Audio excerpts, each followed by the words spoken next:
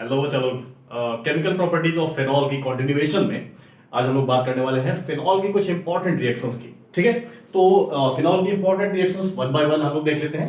Important reactions का ये बिल्कुल मतलब नहीं है कि इससे पहले जो हमने डिस्कस किया था वो बेकार थी, वो भी काम की है।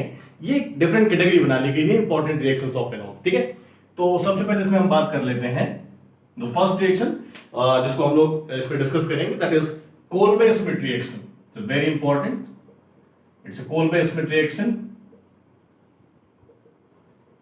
Very important. इसमें होता क्या बच्चे, ध्यान से समझना आपको। अगर आप फिनॉल के सोडियम सॉल्ट को ध्यान से समझिएगा, when sodium salt of phenol, इसको हम लोग क्या बोलते हैं, सोडियम फिनॉक्साइड। ठीक है, सोडियम फिनॉक्साइड। जब सोडियम फिनॉक्साइड को हम लोग CO2 के साथ ट्रीट करते हैं at 400 Kelvin and 4 to 7 atmospheric pressure, ये कंडीशन है। ठीक है, फॉलोड बाय एसिडिफिकेशन, तो हमें बड़ा इंपॉर्टेंट कंपाउंड मिल जाता है and that is salicylic acid. आप देखो कैसे बनता है, ये जो मैं रिएक्शन कर रहा हूं ध्यान से समझना, केवल समझने का खेल है बच्चे। ठीक है, तो ये जो सोडियम फिनॉक्साइड मैंने ले रखा है, इसमें ऑक्सीजन सोडियम के बीच में आप ये CO2 यहां पे इंसर्ट कराओ, देखो एक इंटरमीडिएट टाइप का कंपाउंड ऐसा आपको मिल जाता है। ये बेंजीन का रिंग है OCOO, ये CO2 यहां पे आ गया Na। ठीक है, इस वाले मॉलिक्यूल का एक रीअरेंजमेंट हो जाता है, रीअरेंजमेंट। तो रीअरेंजमेंट में क्या होता है, ऑर्थो पोजीशन का हाइड्रोजन ऊपर शिफ्ट हो जाता है, तो ये आपको मिल जाएगा इस तरीके का एक मॉलिक्यूल, सोडियम सैलिसिलेट। और जब हम इसका एसिडिफिकेशन करते हैं डाइल्यूट HCl के साथ, तो NaCl यहां से निकल जाएगा, ये वाला Na, ये वाला Cl, और H ऊपर आ जाएगा।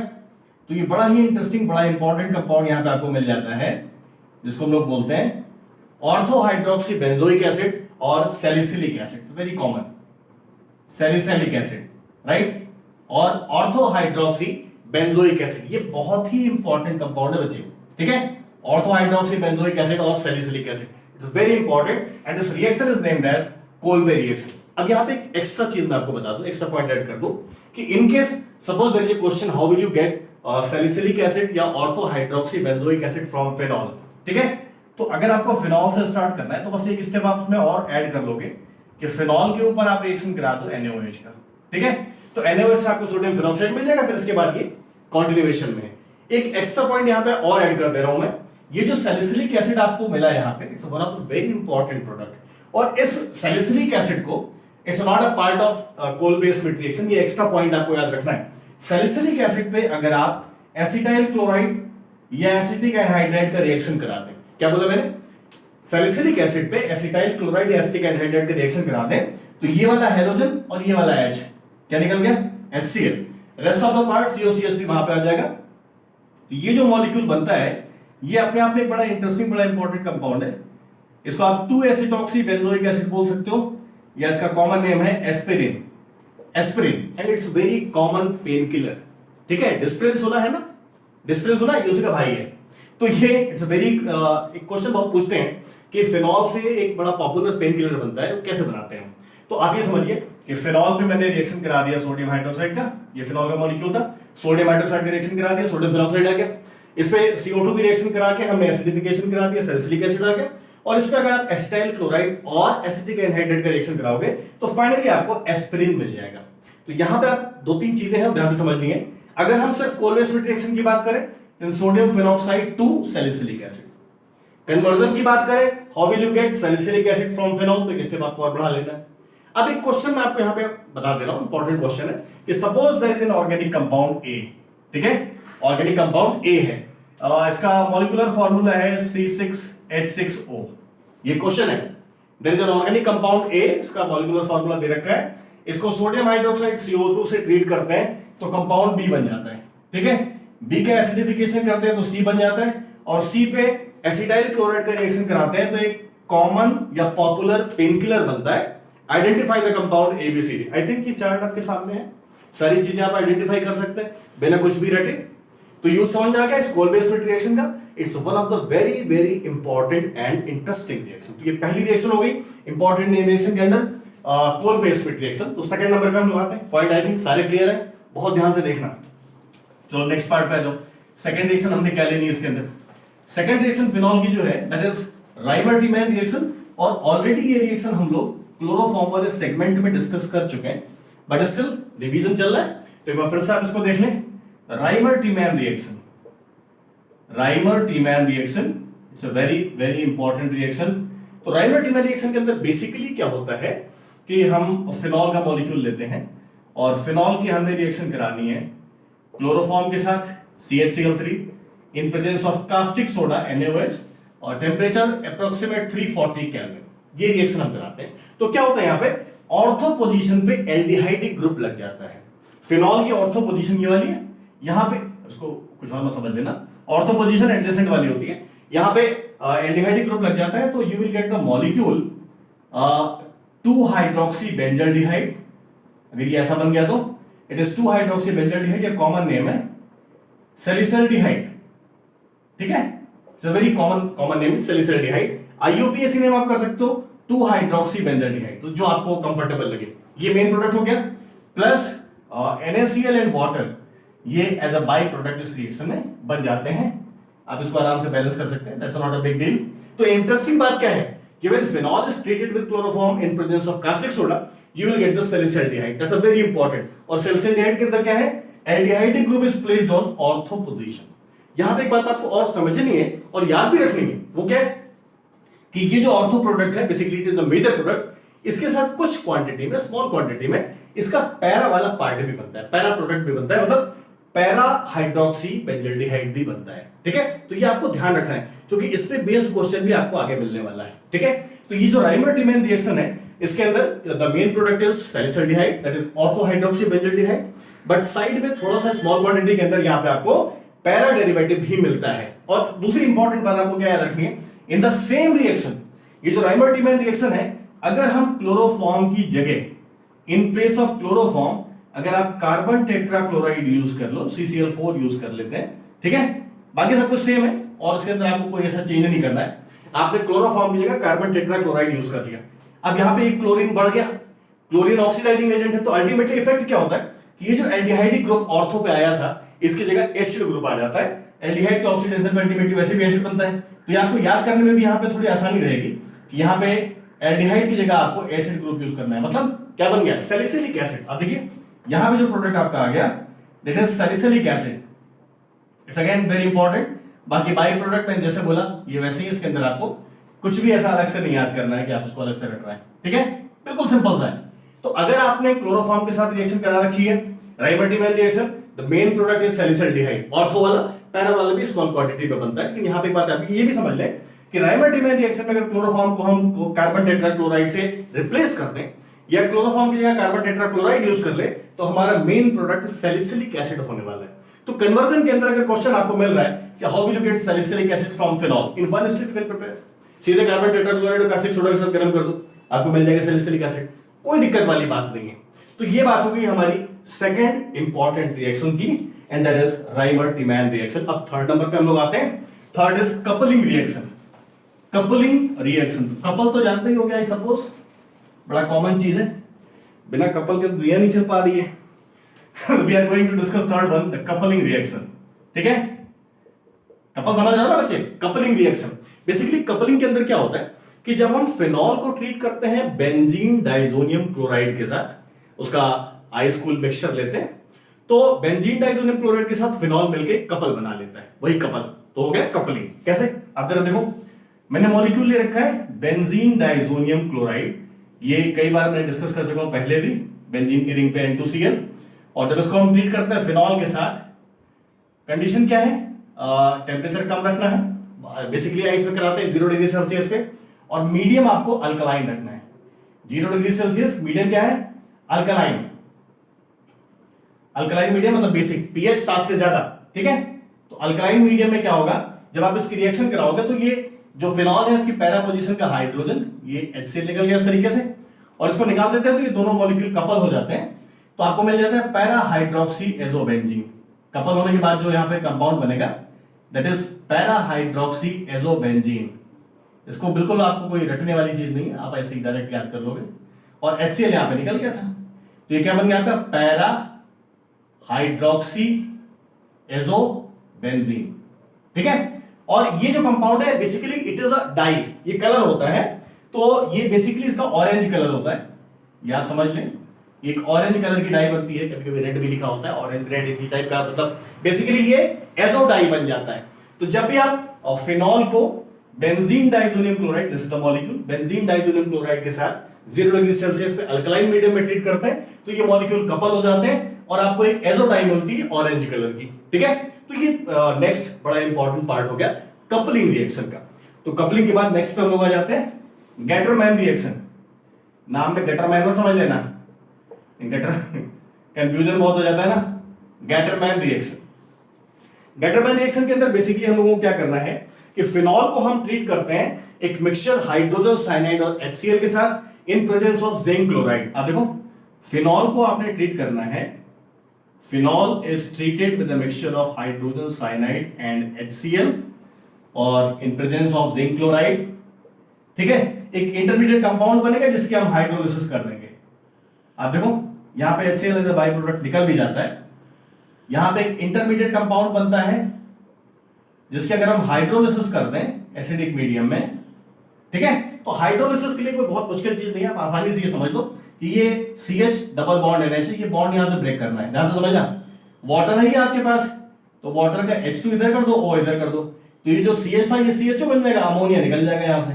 ठीक है, तो NH3 यहां से एलिमिनेट हो गया और ये आपको मिल गया सैलिसल्डिहाइड। ये जो मॉलिक्यूल बना ऑर्थो हाइड्रोक्सी बेंजल्डिहाइड या सैलिसल्डिहाइड, ठीक है, सैलिसल्डिहाइड, ये बन गया यहां पे। ये बड़ा इंटरेस्टिंग प्रोडक्ट है यहां पे। अब आप समझ लो, आपने फिनॉल को, फिनॉल से क्या बना लिया, सैलिसल्डिहाइड बना लिया।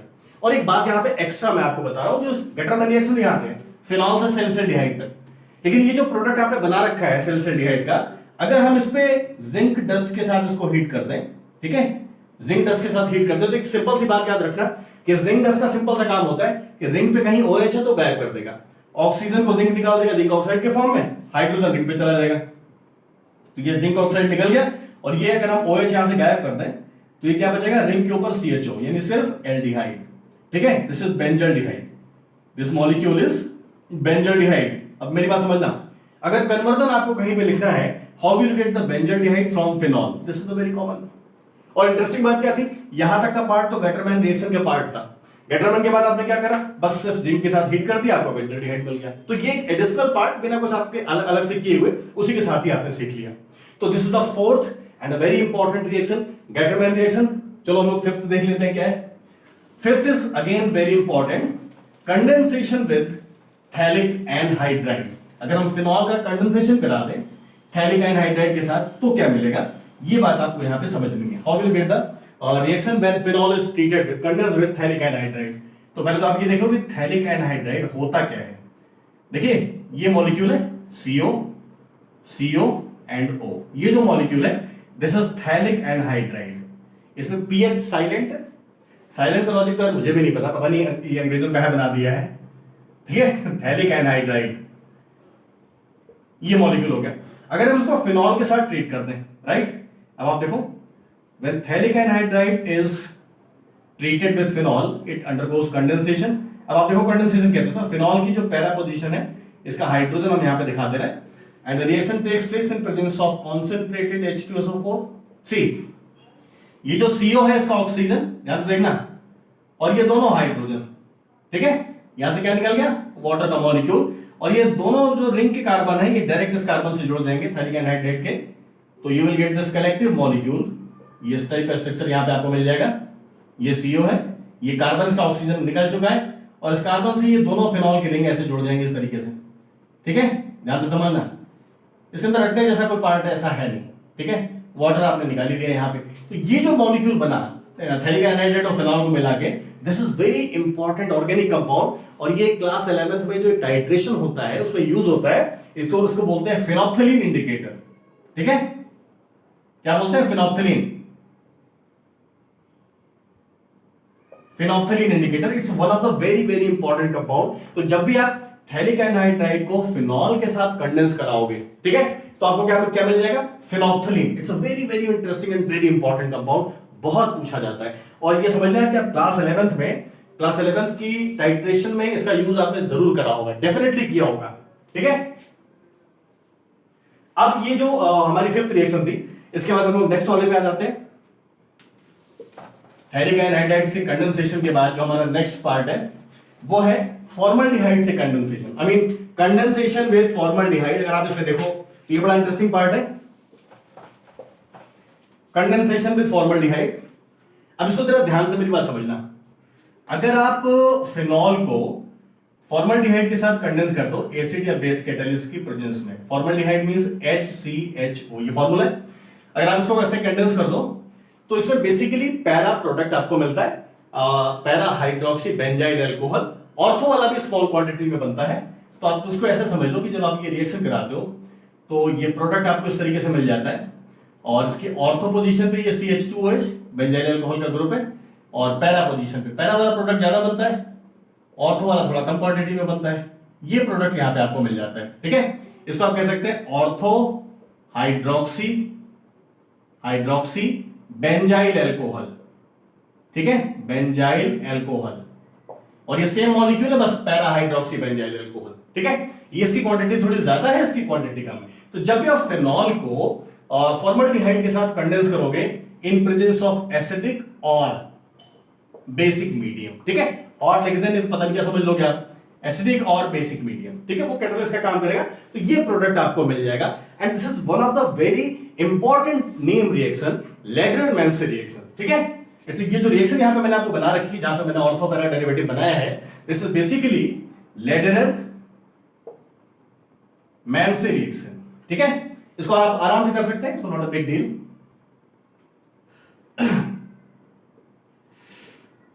लेडरर-मैन्से reaction, it's very very important and very common. अब इस रिएक्शन के अंदर एक दो चीजें हैं, ठीक है, वो आपको बड़े आराम से यहां पे समझनी पड़ेगी। पहला पॉइंट, अगर इस रिएक्शन के अंदर हम फॉर्मल्डिहाइड एक्सेस में ले लें, ध्यान से समझना मैं क्या बोल रहा हूं, अगर हम फॉर्मल्डिहाइड एक्सेस में ले लें तो हमें यहां पे डाई एंड ट्राई डेरिवेटिव, ठीक है, मिल जाएंगे। अभी तो हमने सिर्फ एक ही जगह डिस्प्लेसमेंट किया है। डाई एंड ट्राई का मतलब जैसे यहां पे डिस्प्लेसमेंट है तो यहां भी हो गया, यहां भी हो गया।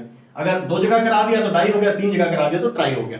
तो अगर आपने फॉर्मल्डिहाइड एक्सेस में ले लिया then you will get the dye and tri derivative, ठीक है, ये बन जाता है। दूसरा, अगर आपने ये एक्सेस में ले रखा है फॉर्मल्डिहाइड और आप एसिडिक मीडियम में ये रिएक्शन करा रहे हैं, एक्सेस में फॉर्मल्डिहाइड है और एसिडिक मीडियम में आपने ये रिएक्शन कराई है, कहीं एसिडिक मीडियम का कैटालिस्ट ले रखा है। अब आप समझिए मेरी बात को। बेसिकली क्या होता है एसिडिक मीडियम के अंदर कि जितने भी डाई प्रोडक्ट है वो लीनियरली कंडेंस हो जाते हैं, लीनियरली, और एक पॉलीमर बना लेते हैं। तो जो लीनियर पॉलीमर बनता है एसिडिक मीडियम में, आप समझना, एसिडिक मीडियम के अंदर ये जितने भी मॉलिक्यूल हैं ये लीनियरली कंडेंस हो जाएंगे और ये बन जाएगा नोवोलैक, ठीक है। अब ये याद रखना, नोवोलैक क्या है, लीनियर पॉलीमर है, लीनियर पॉलीमर है, ठीक है। ये कुछ पॉइंट की बातें हैं जो आपको ध्यान से समझनी है। बट फॉर्मल्डिहाइड एक्सेस में है, मीडियम आपका बेसिक है, मीडियम बेसिक कर दोगे तो जो उसकी ट्राइप डेरिवेटिव है वो एक क्रॉस लिंक्ड पॉलीमर बनाएंगे एंड दैट इज बेकेलाइट। ये बड़ा ही इंपॉर्टेंट है, बेकेलाइट वाला जो पार्ट है ना ये बहुत ही इंपॉर्टेंट है। आप ये समझ लो, इतना मतलब लीनियर पॉलीमर बना तो नोवोलैक बन गया, और अगर क्रॉस लिंक्ड पॉलीमर बना तो ये बेकेलाइट बन जाता है, और ये अपने आप ही बड़ा इंपॉर्टेंट है। आप समझ लीजिए, बेकेलाइट जो है ये बड़ा इंपॉर्टेंट पॉलीमर है। ये कैसा है, cross linked polymer, cross linked polymer, ठीक है। राइटिंग मेरी गंदी है, बस मेरा स्टेटमेंट ध्यान से सुनना। अब इसके अंदर इंपॉर्टेंट बातें मैंने क्या बताई है, जब आप फिनॉल को फॉर्मल्डिहाइड के साथ कंडेंस करोगे एसिडिक या बेसिक मीडियम में तो आपको ortho and para hydroxy benzyl alcohol type का मॉलिक्यूल मिल जाता है। इसमें पैरा वाला थोड़ा ज्यादा बनता है। अगर आपने एक्सेस में फॉर्मल्डिहाइड ले रखा है तो इसी रिएक्शन के अंदर जो प्रोडक्ट आपको मिल रहा है इसमें डाई और ट्राई डेरिवेटिव भी बन जाता है। ऐसे आप समझ लें, जैसे मैं अगर कुछ इस टाइप का बना दूं, ठीक है, ये CH2OH लगा है, यहां भी CH2OH लगा है, तो एक तरीके से ये डाई डेरिवेटिव बन गया। आप तीन जगह लगा दो, यहां भी लगा दो तो ये ट्राई डेरिवेटिव बन गया। तो जब ये एक्सेस में फॉर्मल्डिहाइड होगा तो डाई एंड ट्राई बन जाएंगे। अब एक्सेस के अंदर भी आपको ध्यान रखना है, अगर आपने एसिडिक मीडियम ले रखा है, जो कैटालिस्ट है वो एसिडिक मीडियम है, तो फिर आपको लीनियर पॉलीमर मिलेगा एंड दैट इज नोवोलैक। और अगर आपने बेसिक मीडियम ले रखा है तो फिर आपको एक क्रॉस लिंक्ड पॉलीमर मिल जाएगा एंड दैट इज बेकेलाइट। तो बेकेलाइट कैसे बनता है, basically Bakelite is a polymer of phenol and formaldehyde. कब, when it is cross linked, ठीक है। बेसिक मीडियम में जब क्रॉस लिंक करते हैं फिनॉल फॉर्मल्डिहाइड को तो बेकेलाइट बन जाता है। इस सारे पॉइंट जैसे मैंने आपको पॉइंट वाइज बताया वैसे ही पॉइंट वाइज आपको याद भी रखने हैं, पक्का। कोई दिक्कत वाली बात नहीं है। चलो अब इसके बाद जो है एक नेक्स्ट पार्ट पे आ जाते हैं। इस कंडेंसेशन के बाद रिडक्शन ऑफ फिनॉल। अगर हम फिनॉल का रिडक्शन करते हैं तो क्या बनेगा, आप ये देखो, बड़ा इंटरेस्टिंग पार्ट है ये। रिडक्शन का मतलब होता है बेसिकली एडिशन ऑफ हाइड्रोजन। तो अगर आप फिनॉल का रिडक्शन कर दें, व्हेन फिनॉल अंडरगोज रिडक्शन, ये फिनॉल का मॉलिक्यूल है, आप रिंग बनाओ यार, 3 बॉन्ड बना लो अल्टरनेट, एक ही बात होती है। तो इसका हम रिडक्शन कर रहे हैं हाइड्रोजन के साथ, इन प्रेजेंस ऑफ निकल कैटलिस्ट इसको हीट कर देते हैं तो सारे बॉन्ड उसके गायब हो जाएंगे, यहां पे हाइड्रोजन जुड़ जाएगी, तो बेसिकली आपको साइक्लोहेक्सेनॉल मिल जाता है। साइक्लोहेक्सेनॉल क्या मिल जाएगा, साइक्लोहेक्सेनॉल। ये भी बड़ा इंटरेस्टिंग, बड़ा इंपॉर्टेंट कंपाउंड है, and this was the reduction reaction. ठीक है, तो आपने फिनॉल से क्या बना दिया, साइक्लोहेक्सेनॉल। ये एरोमेटिक कंपाउंड है, सॉरी बच्चे, सॉरी सॉरी, रिंग इसके अंदर नहीं है, सारे हाइड्रोजन के सारे बॉन्ड से गायब हो जाएंगे और ये बन जाएगा साइक्लोहेक्सेनॉल। ठीक है, पक्का, कोई दिक्कत नहीं है। अब एक लास्ट पार्ट इसमें आप आओ, देख लो बच्चे, ऑक्सीडेशन का। What happens when phenol undergoes oxidation, ये लास्ट पार्ट है और बड़ा इंटरेस्टिंग, बड़ा इंपॉर्टेंट भी है। इसको जरा आपको थोड़ा सा ध्यान से समझना पड़ेगा इसको। ठीक है, फिनॉल जो है जब हम इसका ऑक्सीडेशन कराते हैं तो एक्चुअली इसका जो प्रोडक्ट है ना, ये आपने कौन सा ऑक्सीडाइजिंग एजेंट यूज करा है उसके अकॉर्डिंग बनता है। तो सबसे पहले हम यहाँ पे फिनॉल लेते हैं, ये हमारा फिनॉल का मॉलिक्यूल है। ठीक है, ध्यान से समझना, बड़ा मजेदार है ये। फिनॉल का अगर आप अल्कलाइन KMnO4 से ऑक्सीडेशन कर दें, it's a very common oxidising agent. Alkaline KMnO4 से ऑक्सीडेशन कर दें तो यहां पे क्या होता है बच्चे, आपको मिल जाता है मीजो टार्टेरिक एसिड। जो कंपाउंड यहां पे आपको मिलेगा, रिंग ब्रेक हो जाती है और ये बन जाता है meso tartaric acid. It's one of the very very important compound. ये बन जाता है मीजो टार्टेरिक एसिड और बाकी CO2 का molecule as a by product यहां पे निकल जाता है।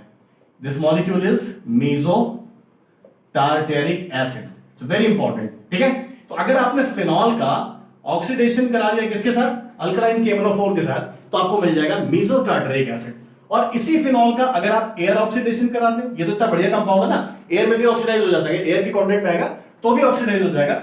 और एयर ऑक्सीडेशन कराने पे ये बड़ा इंटरेस्टिंग कंपाउंड बनाता है। आप ये देख लो, रटना तो कुछ भी नहीं बचे, रटने वाली कोई बात ही नहीं इसके अंदर। ठीक है, अगर आप इसका एयर ऑक्सीडेशन कर दें तो ये बड़ा सॉरी,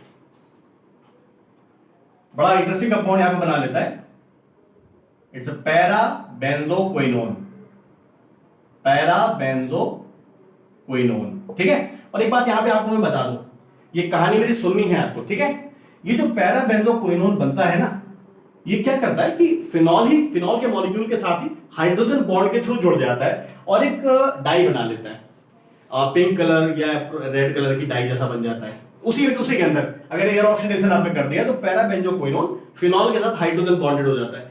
तो होता क्या है, एक क्वेश्चन पूछते हैं भाई कि अगर आप फिनॉल को लंबे टाइम तक रख दो तो उसका कलर चेंज हो जाता है, पिंक टाइप का हो जाता है। तो जो पिंक टाइप का होता है वो इसी वजह से होता है कि इसके अंदर जो है वो फिनोक्विनोन टाइप का एक मॉलिक्यूल बन जाता है। वो जो फिनोक्विनोन है वो कुछ नहीं है, वो फिनॉल और ये जो क्विनोन था ये आपस में हाइड्रोजन बॉन्ड के थ्रू जुड़ गए उसी के अंदर, तो ये एक पिंक कलर का एक डाई जैसा बन जाता है। That's why the colour changes. ठीक है, तो ये बात आपको ध्यान रखनी है कि एयर ऑक्सीडेशन करते हैं काफी टाइम तक अगर रखा रहेगा तो उसका कलर चेंज हो जाएगा क्योंकि फिनोक्विनोन उसके अंदर बन जाता है। ठीक है, अब एक लास्ट पार्ट इस ऑक्सीडेशन के अंदर, अगर आप इस फिनॉल का ऑक्सीडेशन कर दें K2S2O8 से with alkali, in presence of alkali, अगर ये ऑक्सीडेशन करते हैं, इसका एक्चुअली ये बड़ी इंपॉर्टेंट रिएक्शन है, इसको बोलते हैं Alps oxidation, ELBS, Alps oxidation, या नेम रिएक्शन है, कैसे भी आप इसको कर सकते हैं, एल्प्स ऑक्सीडेशन रिएक्शन, कुछ भी आप कर लो। और इसके अंदर जो है बड़ा इंटरेस्टिंग, बड़ा इंपॉर्टेंट कंपाउंड बन जाता है, बेसिकली पैरा डेरिवेटिव। तो पैरा डाइहाइड्रोक्सीबेंजीन आप इसको कह सकते हैं, या 1,4 डाइहाइड्रोक्सीबेंजीन कह सकते हैं। कॉमन नेम में आप इसको क्विनोल कह सकते हैं। ठीक है, क्विनोल। अगर IUPAC नेम करना है तो 1,4 डाइहाइड्रोक्सीबेंजीन, ये आप इसको बोल सकते हैं। ठीक है, तो आप ये देखो, फिनॉल के साथ मैंने अलग अलग कंडीशन के ऑक्सीडेशन किए और उनमें अलग अलग प्रोडक्ट बनाया। तो ये जितनी भी रिएक्शंस यहां पे मैंने डिस्कस करी हैं इन रिस्पेक्ट ऑफ फिनॉल, ये सारी इंपॉर्टेंट है, बड़े काम की हैं और कहीं ना कहीं रिएक्शन का यूज होता रहता है। ठीक है, अब इसके बाद हम लोग बात करेंगे प्रिपरेशन या प्रॉपर्टी के रिस्पेक्ट में, यहां तक सफिशिएंट था। अब इसके बाद हम ये बात करेंगे कि फिनॉल का टेस्ट कैसे करते हैं नेक्स्ट सेगमेंट में। ठीक है, कहीं कोई दिक्कत लगे किसी रिएक्शन में, आप मुझे टेस्ट जरूर करना। ठीक है। Thank you.